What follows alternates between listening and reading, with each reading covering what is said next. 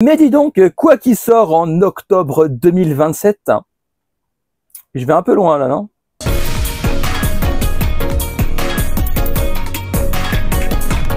Graouh les gens, vous allez bien? C'est les Gauchis. Et les Gauchis, on se retrouve aujourd'hui pour la vidéo des quoi qui sort en février 2025. Et ouais, il y a déjà un mois de passé en 2025. C'est allé très vite. Du coup, comme d'habitude, ça ne concerne que les nouveautés, c'est-à-dire les tomes 1, les nouvelles séries, les one-shots, les nouveaux trucs, les trucs qui n'ont pas déjà commencé, pas des tomes 2, 3, 4, 12, 27. Nouveautés. Et bien évidemment, il y aura toujours l'encart à la fin de quoi qui finit. Voilà. Et ben c'est parti, on commence tout de suite avec le 5 février. Le 5 février sort Love Agency. Juste ici. Scénarisé par Aka Akasaka. Le nom vous dit peut-être rien, mais si je vous dis Kaguya-sama Love is War et Oshinoko. Sur Oshinoko, scénariste. Sur Kaguya-sama Love is War, tout. Scénario, dessin. Voilà. Et au dessin, 5 mm Nishizawa.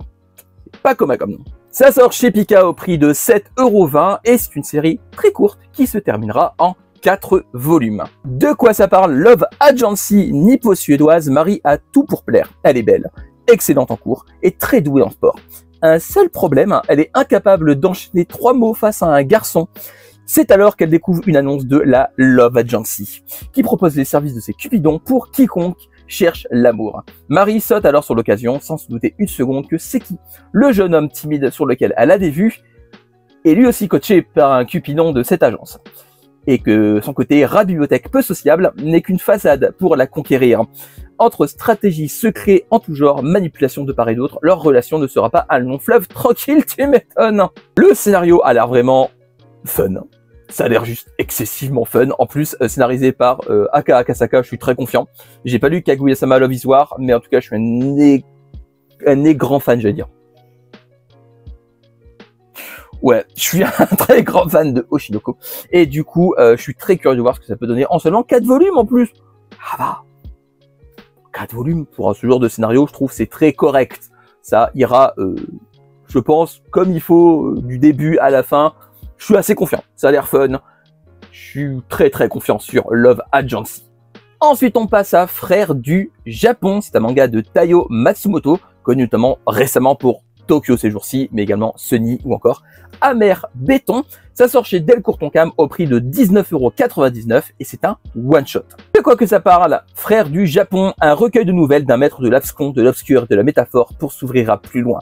Se perdre, se retrouver, vivre, mourir, donner, reprendre, comprendre. Les mots ne sont pas assez forts, les images pas assez puissantes. Associer les deux pour emmener l'esprit au-delà de la perception communément admise. Introspection, extroversion, rien de simple, rien d'évident. Toujours chercher plus loin. Vous l'aurez compris, vu que c'est un recueil de nouvelles, on n'a pas vraiment de scénario concret, des histoires qui sont à l'intérieur, juste des thématiques et un peu ce qu'on va découvrir en termes d'expérience.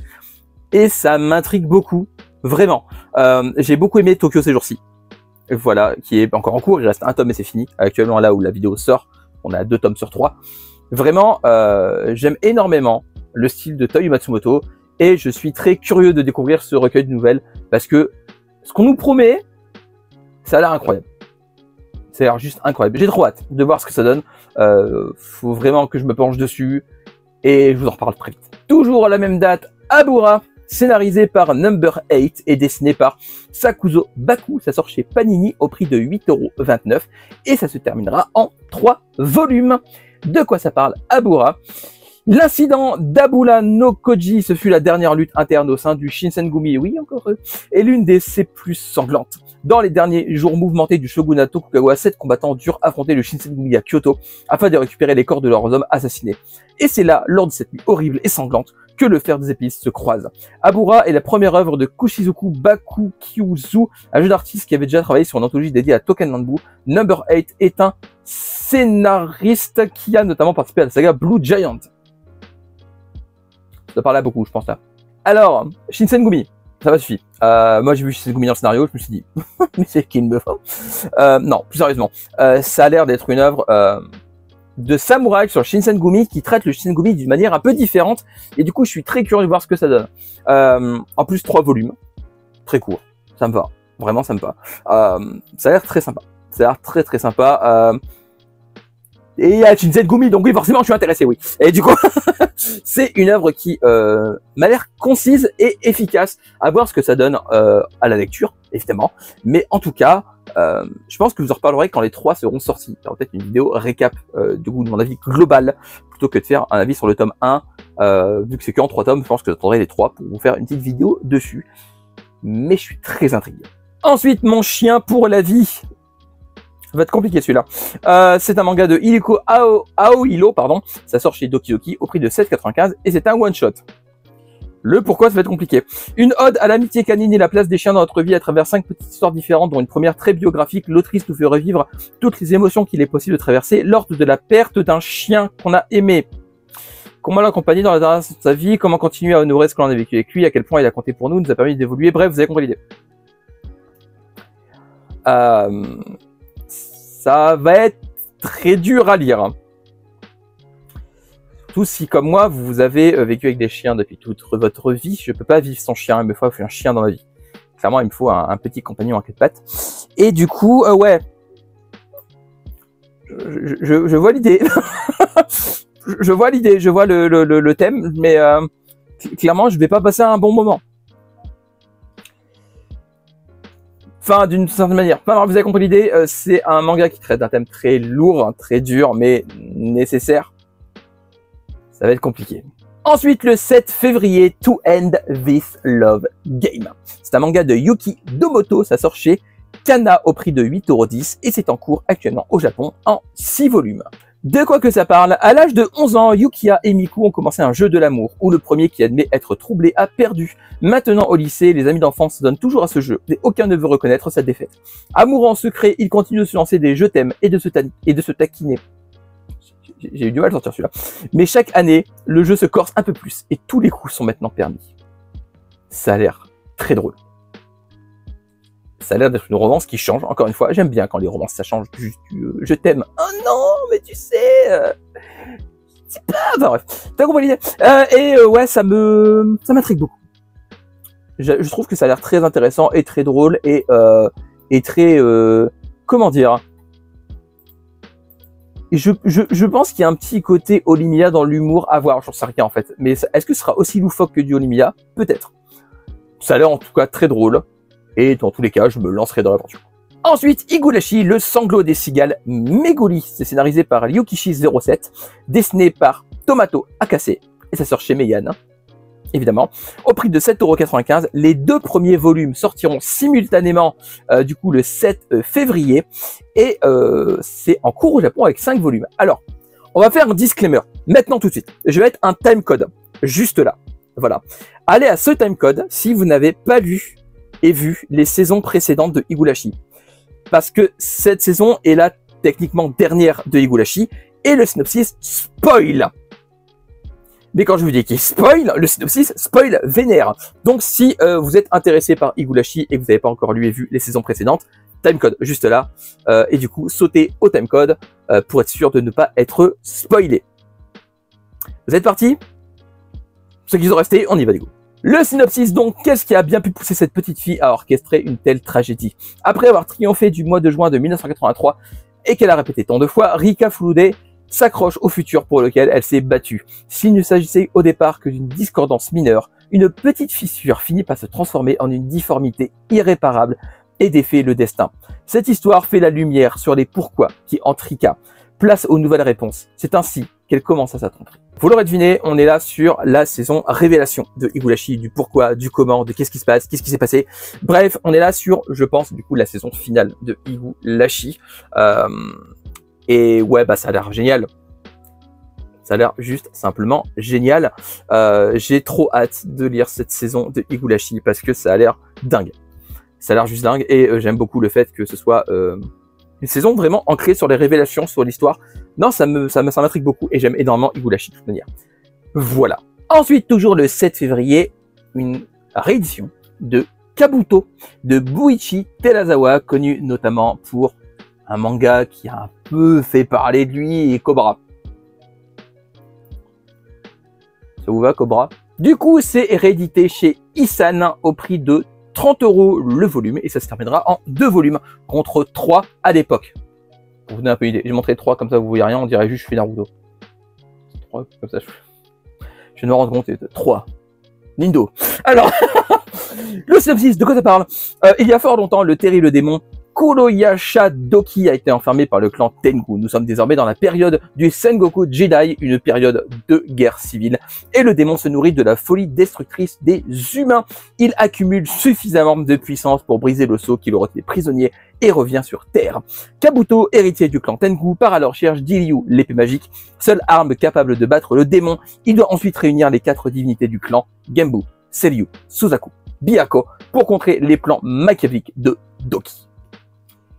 Le synopsis de ouf. De ouf. Ça m'intrigue énormément. Ça a l'air incroyable. Déjà, j'ai lu Tengu, j'ai lu Byakuya, j'ai lu Suzaku, ça me suffit. Ah, il m'en faut pas beaucoup, moi. Ah non, mais il m'en faut pas beaucoup. Donc, ça a l'air vraiment incroyable. Voilà, ça a l'air juste dingue. Et puis en plus, Buichi Terazawa, je découvre un peu. J'ai jamais lu Cobra. Il y en a beaucoup des Cobras quand même. Ouais, je sais. Oui. Bref, mais ça a l'air incroyable. Voilà. En fait, pour donner un peu le contexte, Kabuto, on en voulait déjà depuis un petit moment avec l'assistant. Et en fait, à la base, on s'est dit, on va avoir les 3 d'occasion, les Kabuto, les 3 volumes, tout ça. Puis on a appris que Isan allait les rééditer. Et ben c'est parfait. Voilà. Du coup, on va prendre la réédition de Kabuto, sachant que comme j'ai dit, c'est un moment qu'on en voulait, et bah c'est parfait. C'est réédité. Pas beau ça? Ensuite, à la même date, dommage cérébral de Shintaro Kago, à qui on doit notamment Démence 21, la grande invasion mongole, présence de corps étrangers, enfin bref, beaucoup de trucs très perchés, dans le bon sens du terme.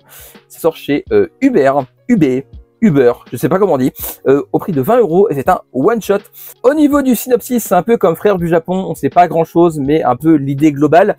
Testez la résistance de votre mental. Votre cerveau sera-t-il capable de résister aux dommages causés par l'existence de ce recueil? 4 récits terrifiants, choquants, absurdes et immersifs durant lesquels Shintaro Kago s'impose comme un des grands maîtres du manga horrifique.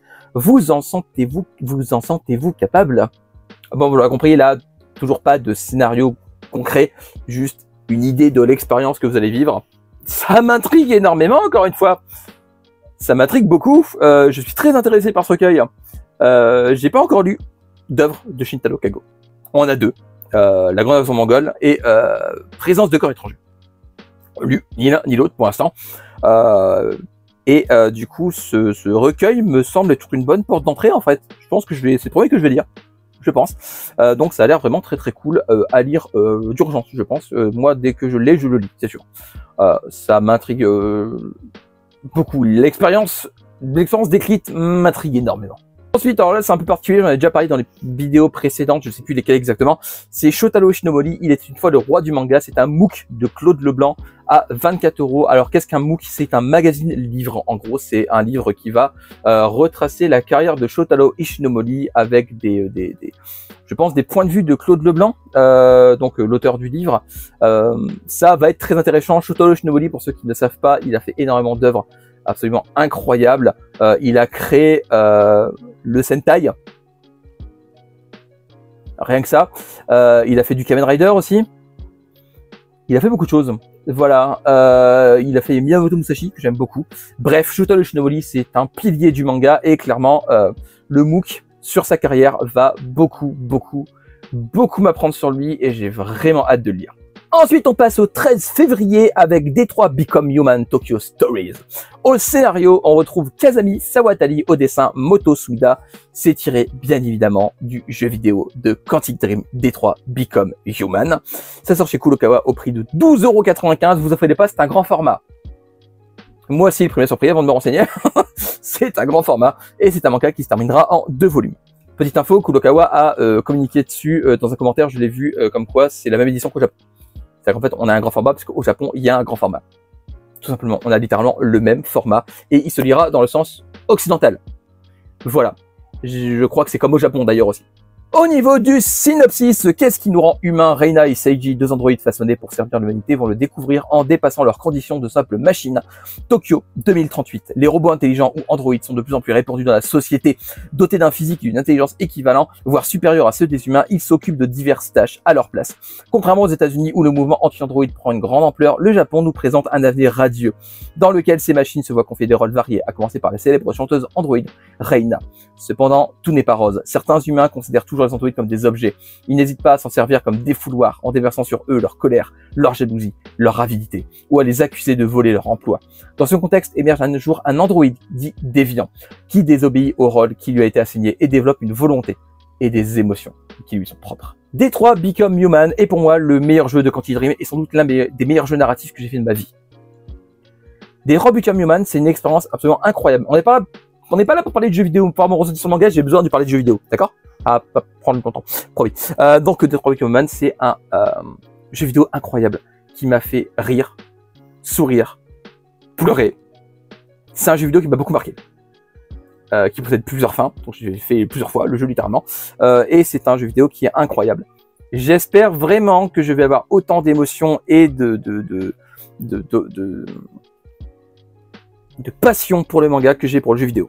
J'espère sincèrement que le manga est très réussi parce que c'est un jeu qui me tient à cœur, donc je vais être vachement exigeant. Ouais, ce manga-là, il a pas intérêt à se foirer, c'est moi qui vous le dis. Et j'ai hâte de vous en parler. Ensuite, Remember Me, la magie de l'amour, scénarisé par Eiko Mutsuhana, dessiné par Jin Shirakawa et designé par Yugiri Aika. Ça sort chez Akata au prix de 8,5 €. Il y a 5 tomes en cours actuellement au Japon.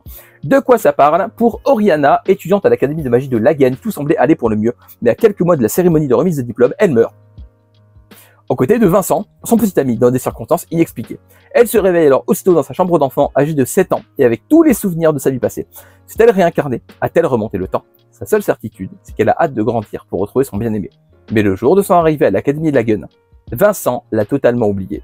Pourra-t-elle reconquérir son cœur et surtout pourra-t-elle le sauver d'une mort annoncée? Le côté voyage dans le temps, deuxième chance, j'aime beaucoup le concept. C'est un concept qui me plaît beaucoup déjà de base. J'aime beaucoup les histoires de voyage dans le temps, surtout quand il y a vraiment un but à atteindre, pas juste voyage dans le temps en mode regardez, je suis dans le passé, c'est trop rigolo. Vraiment, quand il y a vraiment un but à atteindre, un objectif, et que ça a l'air vraiment très prenant, passionnant. Ça a l'air vraiment très cool. J'ai hâte de voir ce que ça donne. Pour le coup, c'est l'assistant qui m'en a parlé, c'est lui qui a flashé dessus. La couverture est sublime, par contre, là, il n'y a rien à redire là-dessus. J'ai trop hâte de voir ce que ça donne. Ensuite, le Bourge et la Cagole.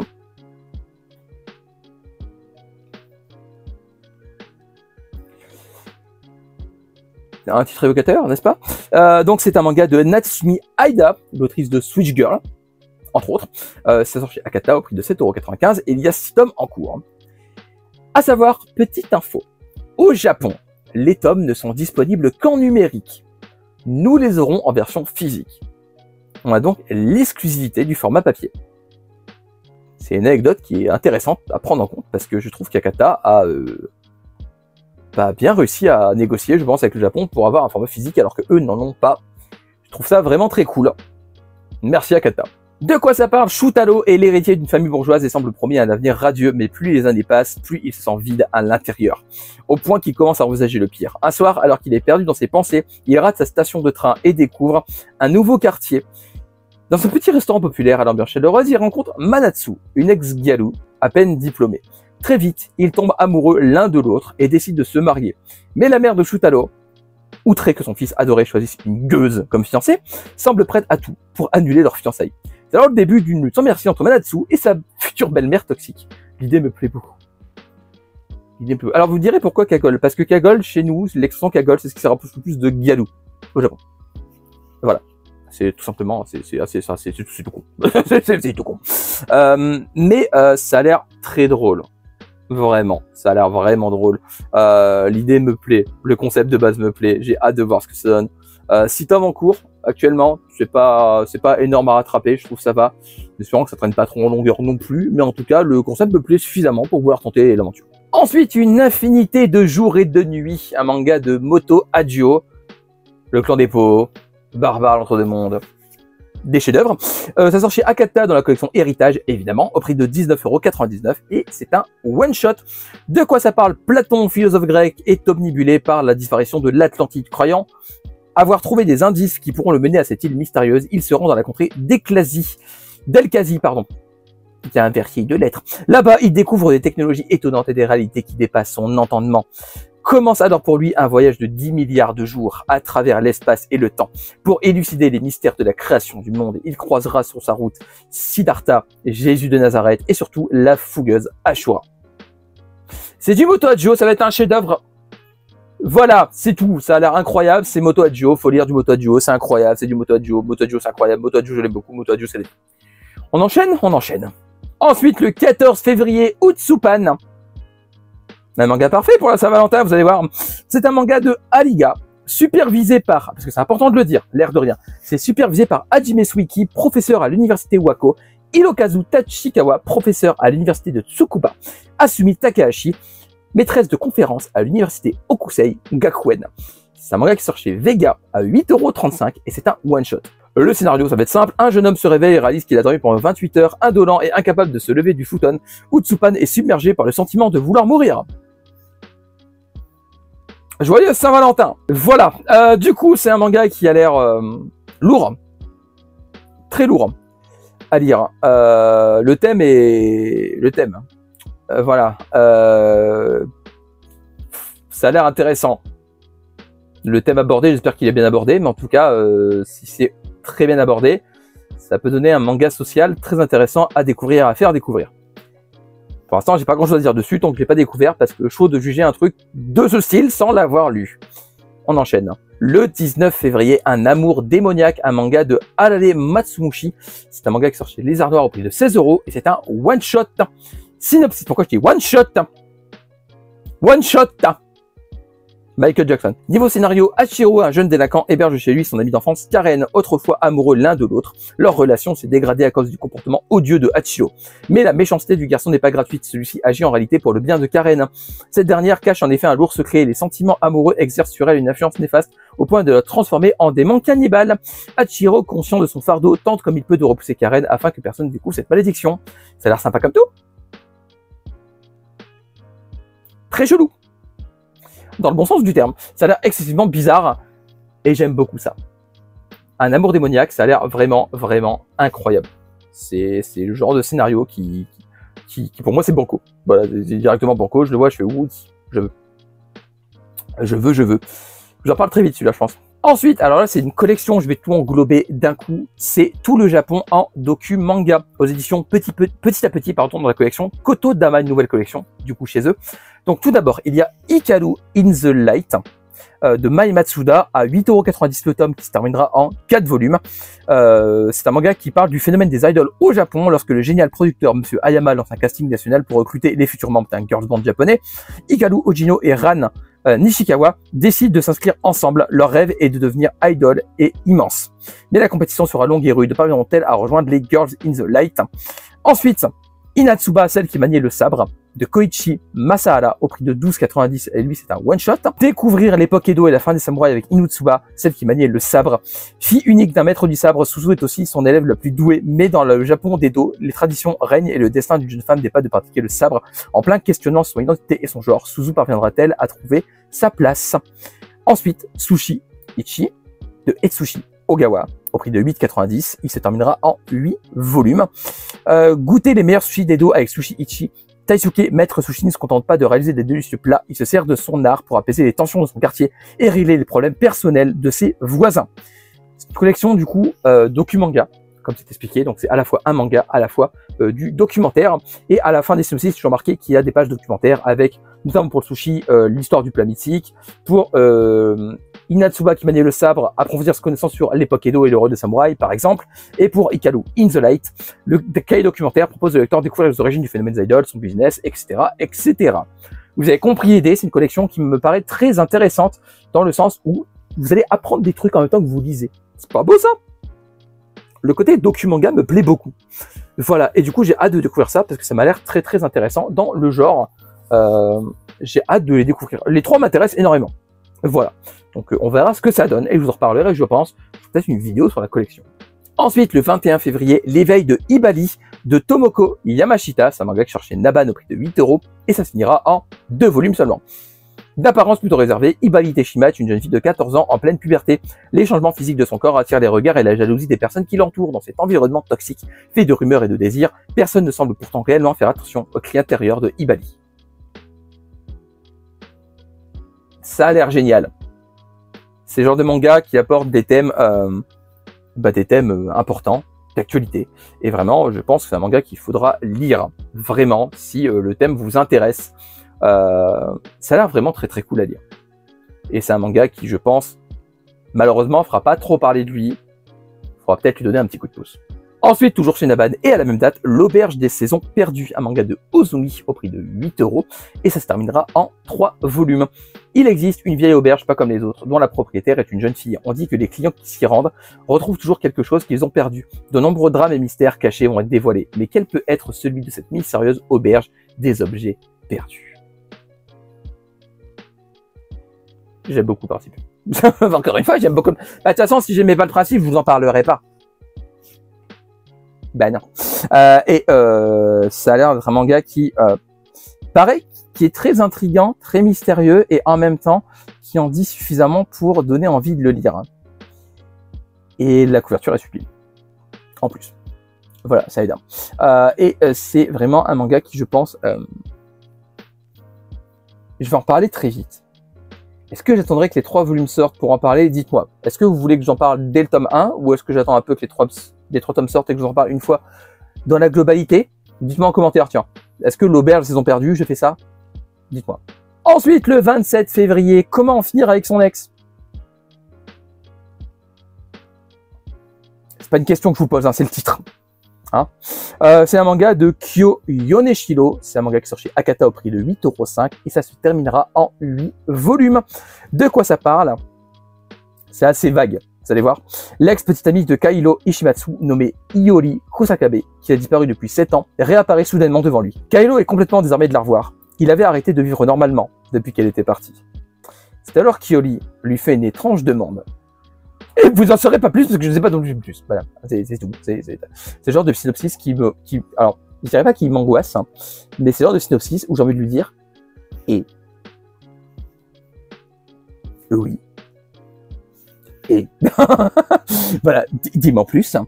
Mais non, voilà. Du coup, le problème c'est que moi ça marche parce que du coup ça m'intrigue, du coup je vais l'acheter. Des fois, ne pas en dire trop. C'est mieux que en dire trop. C'est très philosophique comme phrase, n'est-ce pas? J'en fais trop.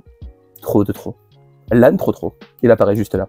Alors du coup, oui, bah écoute, hein, c'est un manga qui... Je vous en reparlerai de toute façon, parce que je sais même pas de quoi ça parle exactement, il n'y a pas de détails, j'en sais rien, on en reparle. Plus tard, du coup. Bah le 21 février, peut-être pas le 21 février pile, mais quand... Bref. Du coup, c'est fini pour ce qui sort. Et du coup, on va parler de ce qui finit. Alors, il n'y en a pas beaucoup. Voilà, le prochain, il y en a 4. 4. Mais qui sait plus compter. 4. Alors, tout d'abord, le 5 février, Art Programme avec son volume 4. Un manga qui m'avait beaucoup plu avec ses 2 premiers volumes. J'ai pas lu le 3e encore. Mais du coup, j'attends que le 4 qui sort pour le 3 et 4. Pour terminer. À voir ce que ça donne pour la finalité finale. Ensuite, le 6 février, la naissance d'une chevaleresse, tome 3. Donc, j'ai pas lu le tome 2 encore, mais j'avais beaucoup aimé le premier, j'en ai même fait une vidéo. Voilà. Et du coup, bah, j'ai hâte de voir ce que ça donne. Je ferai 2-3, pareil que Art Programme, du coup. Ensuite, Stardust Family, tome 2, le 14 février. Alors lui, je comptais en faire une vidéo sur le tome 1. Mais le tome 1 m'a tellement mitigé sur un point que j'attends que les 2 sortent pour tout lire et vous faire un avis global. Voilà. Alors, quand je dis mitigé, le tome 1, je l'ai trouvé excellent. J'ai adoré le tome 1 de Stardust Family. Mais il y a un truc qui me fait tilter, et c'est même pas du manga en lui-même. Mais ça, je vous en reparlerai quand je ferai la vidéo sur les 2. Et ensuite, le 20 février, La Lame du Samouraï, tome 5. Lui, j'ai lu les 2 premiers, je crois. Donc, j'enchaînerai la suite et fin quand le tome 5 et dernier volume sortira. En tout cas, j'avais beaucoup aimé ce que j'en ai lu déjà. Et voilà, c'est terminé pour cette vidéo. J'espère que ça vous aura plu. N'hésitez pas à me dire en commentaire s'il y a des mangas que je vous ai fait connaître, s'il y a des mangas qui sont dans votre wishlist, s'il y a des mangas que vous avez envie de manger avec des pâtes à la carbonara.